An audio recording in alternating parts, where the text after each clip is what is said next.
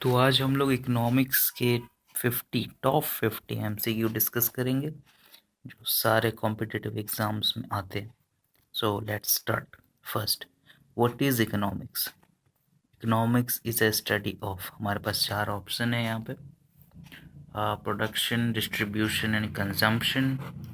B, political behaviour of countries. C, historical events. या D, social issues. तो इसका answer हो जाएगा A, production, distribution and consumption of good and services. ठीक है, चलिए अब नेक्स्ट क्वेश्चन पे आते हैं। टाइप्स ऑफ इकोनॉमिक्स से एक क्वेश्चन है।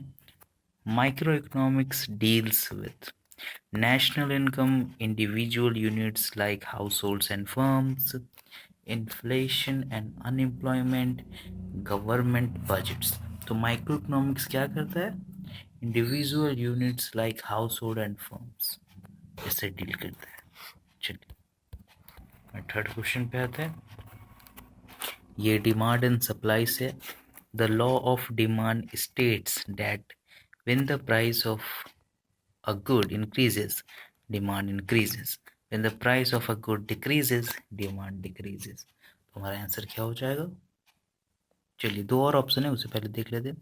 Price and demand are not related, none of the above. तो हमारा आंसर हो जाएगा B, when the price of a good decreases, demand increases.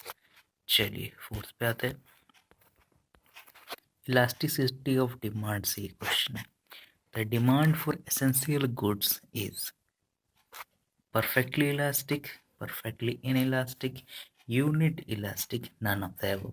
और आंसर यहाँ पे हो जाएगा B, perfectly inelastic।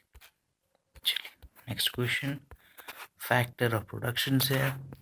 Which of the following is not a factor of production? तो हमारा टैक्सेशन जो होता है वो फैक्टर के प्रोडक्शन में नहीं आता है। चलिए ये नेशनल इनकम से क्वेश्चन है। The sum of total of all goods and services produced in a country in a year is called, क्या बोलते हैं उसे? जीडीपी बोलते हैं। बाकी national income, just national income नहीं होगा, देन नेट नेशनल प्रोडक्ट भी नहीं होगा,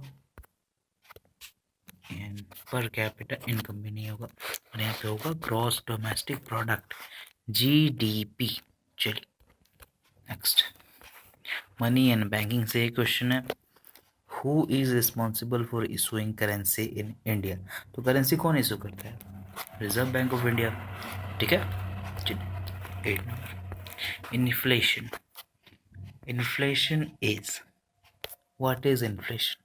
अ general increase in price level, price level पे अगर जनरल इंक्रीज हो गया वो इन्फ्लेशन है। बाकी अदर ऑप्शन देख लेते हैं। A decrease in the price level, a balance between supply and demand. तो हमारा आंसर यहाँ पे क्या हो जाएगा? A general increase in the price level. चलिए budget. Budget deficit occurs when expenditure exceeds revenue। ठीक है, बाकी हमारे यहाँ पे रेवेन्यू एक्सीड्स एक्सपेंडिचर भी नहीं होगा, रेवेन्यू इक्वल्स एक्सपेंडिचर भी नहीं होगा, टैक्सेस आर रिड्यूस्ड भी नहीं होगा। तो हमारा आंसर यहाँ पे क्या हो जाएगा? When expenditure exceeds revenue. चलिए नेक्स्ट क्वेश्चन पे आते हैं। ये टैक्सेशन से क्वेश्चन है। Which of the following is a direct tax? Direct tax क्या होता है? हमारे पास 4 ऑप्शन है यहाँ पे। GST, income tax, custom duty and excise duty. तो डायरेक्ट टैक्स हमारा यहाँ पे हो जाता है इनकम टैक्स। चलिए जो हम डायरेक्ट टैक्स से पे करते हैं। नेक्स्ट क्वेश्चन हमारा है पॉवर्टी से। The poverty line is based on income level, consumption level, savings and education. तो पॉवर्टी लाइन सिंपली होता है इनकम लेवल के बेसिक्स पे। चलिए हमारा 12 क्वेश्चन है अनएम्प्लॉयमेंट से लेकर के। Seasonal unemployment is common in which sector? Industrial sector, agricultural sector, service sector या फाइनेंशियल सेक्टर। तो सीजन किस पे मतलब इफेक्ट करता है? एग्रीकल्चर पे। तो एग्रीकल्चरल सेक्टर सीजनल अनएम्प्लॉयमेंट कर देता है। ठीक है, हमारा एग्रीकल्चरल सेक्टर यहाँ पे सही हो जाएगा। चलिए 13 नंबर इकोनॉमिक सिस्टम से ऊपर है। India follows which type of economic system, कौन सा इकोनॉमिक सिस्टम है इंडिया को, कैपिटलिस्ट, सोशलिस्ट या फिर मिक्स्ड इकोनॉमी। ना ही कैपिटलिस्ट है ना ही सोशलिस्ट है, हमारा यहाँ पे मिक्स्ड इकोनॉमी। चलिए ठीक है,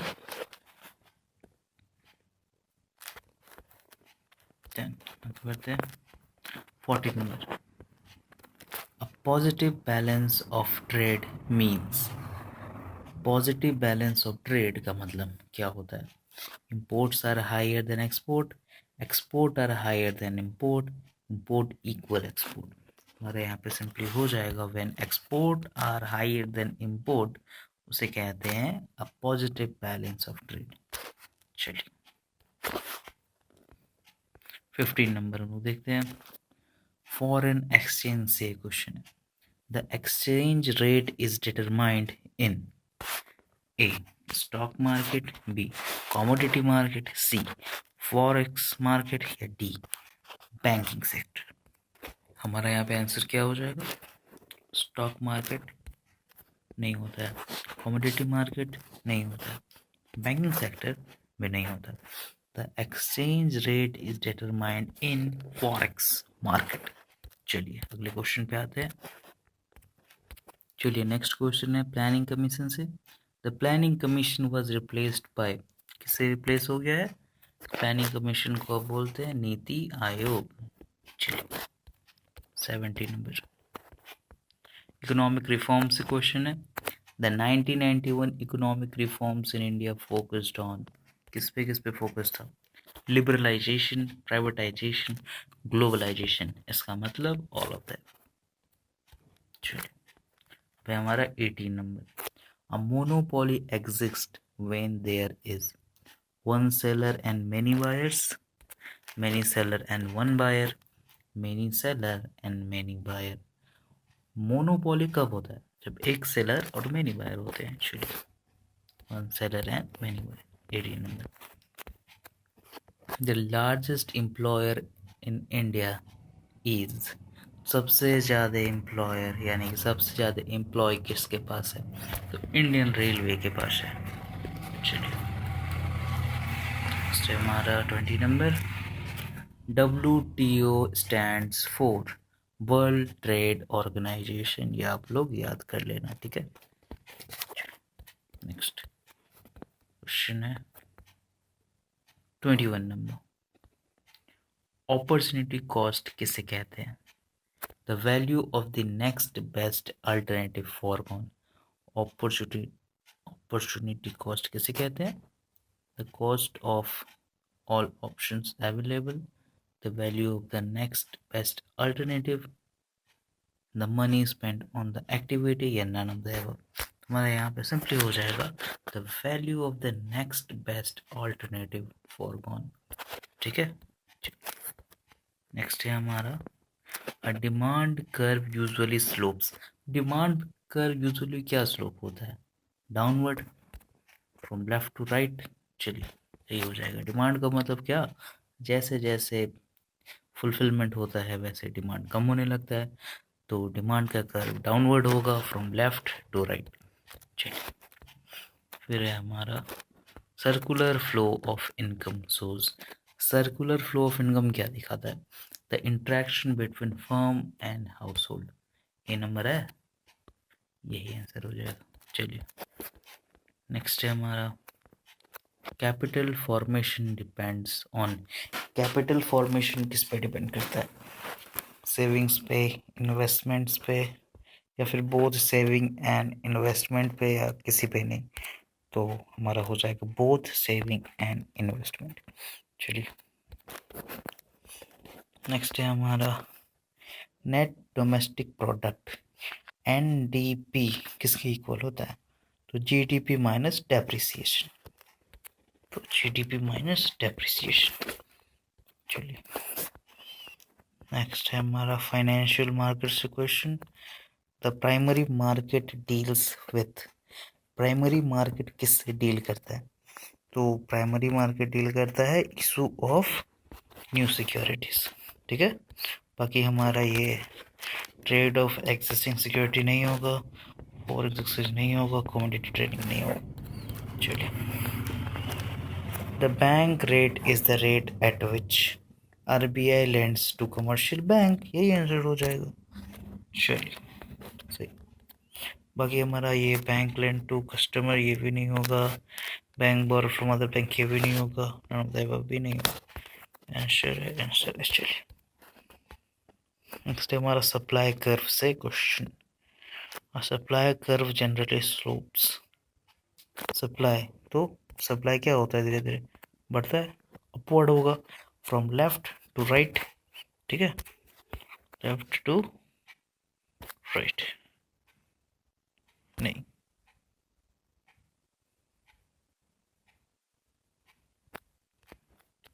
हाँ चलो ठीक है। Monopoly pricing, a monopolist will maximize profit where marginal cost equals marginal revenue। चलिए हमारा यही आंसर होगा, ठीक है। बाकी हमारा ये भी नहीं होगा, ये भी नहीं होगा, ये भी नहीं होगा। चलिए 30 नंबर देखते हैं।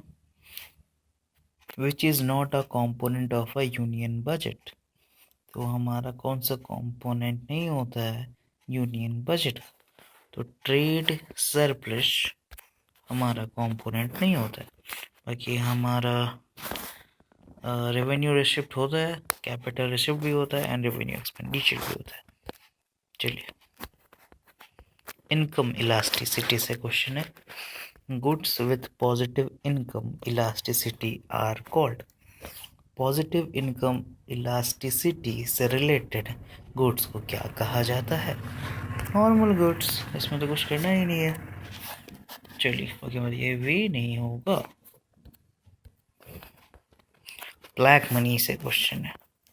Black money refers to money earn legally, ये तो नहीं होगा, money earn through illegal means, चलिए ये सही है। बाकी और भी देख लेते हैं option.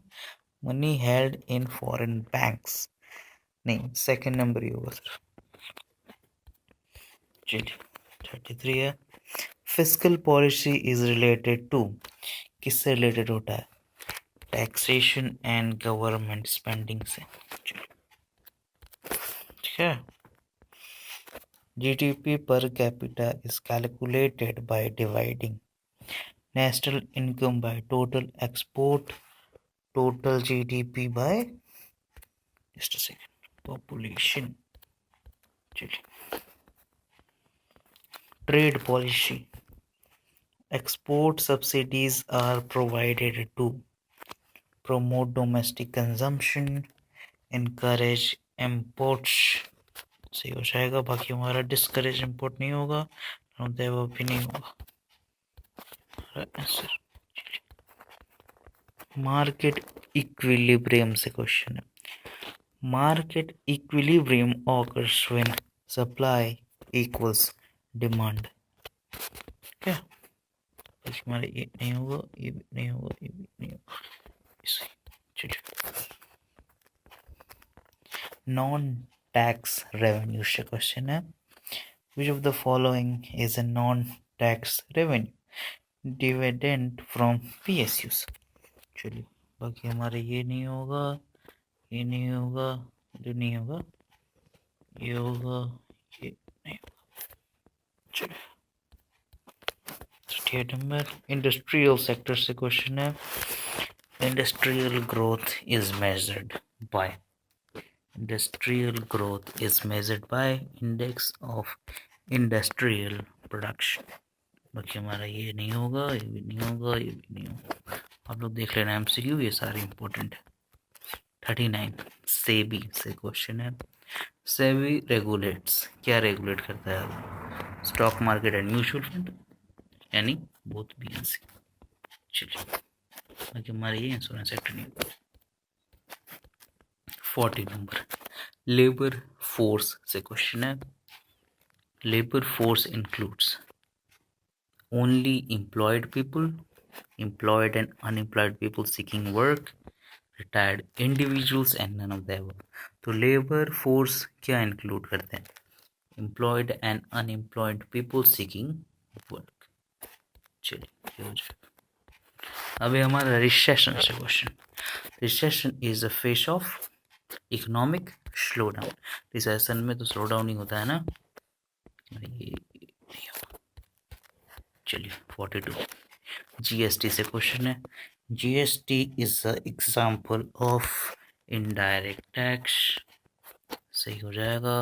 43 number. Privatisation means transferring ownership from public sector to private sector. ठीक है. प्राइवेटाइजेशन मतलब क्या होता है? Transferring ownership from public sector to private sector. अब हमारे यहाँ पे है डिफ्लेशन से question. Deflation is a decrease in general price level. Decrease in general price level से क्या बोलते हैं? डिफ्लेशन.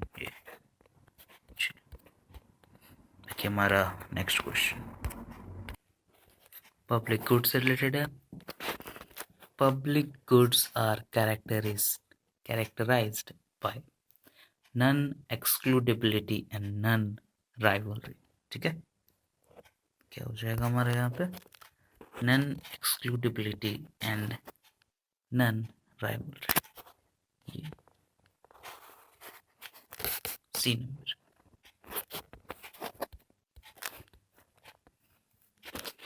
चलिए टाइप्स ऑफ अनएम्प्लॉयमेंट से question. Frictional unemployment arises due to workers transitioning between jobs. तो फ्रिक्शनल अनएम्प्लॉयमेंट क्यों होता है? वर्कर का ट्रांजिशनिंग होता है जॉब्स में, तो उसे फ्रिक्शनल अनएम्प्लॉयमेंट बढ़ता है. ठीक है. तो हमारे यहाँ पे क्या हो जाएगा? B number. चलिए नेक्स्ट है हमारा FDI question. FDI refers to foreign companies investing in domestic industries. उसे एफडीआई कहते हैं. ठीक है. इन्वेस्टिंग इन डोमेस्टिक इंडस्ट्रीज फर्क है. 48 नंबर. मनरेगा से question. MNREGA is aimed at providing क्या? एम्प्लॉयमेंट. चलो 49 number. If the price elasticity of a demand is greater than 1, the demand is elastic. चलिए हमारा लास्ट क्वेश्चन क्या है? इकोनॉमिक ग्रोथ से रिलेटेड है. Which is a measure of economic growth? GDP growth rate is a measure of economic growth. चलिए बाकी हमारे ये नहीं होगा, ये नहीं होगा, ये नहीं होगा. तो यही थे top 50 question of competitive exams related to economics. बाकी और नेक्स्ट किस सब्जेक्ट पे आपको एमसीक्यू चाहिए वो आप बताइए कमेंट में. मैं बताऊँ किसी और अच्छी वीडियो में. तब तक के लिए बाय बाय.